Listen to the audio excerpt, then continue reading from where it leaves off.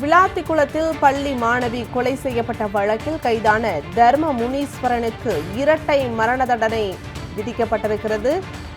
இதனை 2 மாதங்களில் குற்றவாளிக்கு தண்டனை விதிக்கப்பட்டிருப்பதற்கு கனிமொழி எம்பி வரவேற்பு தெரிவித்திருக்கிறார். 2 மாதங்களில் விசாரணை முடிந்து தூத்துக்குடி போக்சோ நீதிமன்றம் தீர்ப்பளித்திருப்பதற்கு கனிமொழி எம்பி வரவேற்பு தெரிவித்திருக்கிறார். பாதிக்கப்பட்ட மாணவியின் குடும்பத்தினருடன் துணை நின்று குற்றம் நடந்த 76 நாட்களில் விசாரணை முடிந்து தீர்ப்பளிக்கப்பட்டிருப்பதற்கு வரவேற்பு தெரிவித்திருக்கிறார். இந்த வழக்கின் விசாரணையை விரைந்து நடத்தி முடித்து நீதியை பெற்றுத் தந்துள்ள திமுக தலைவர் மு.க. ஸ்டாலினுக்கும் நன்றியை தெரிவித்திருக்கிறார். தூத்துக்குடி மாவட்ட காவல் கண்காணிப்பாளர் மற்றும் காவல்துறை அதிகாரிகளுக்கும் அவர் நன்றியினை தெரிவித்திருக்கிறார்.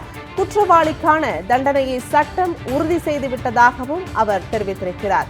இனி இதுபோல எந்த ஒரு பெண்ணுக்கும் நடக்காதவாறு கூட்டு மனசாட்சியோடு இயங்கும் இந்த சமூகம்தான் உறுதி செய்ய வேண்டும் என்றும் அவர் தெரிவித்திருக்கிறார்.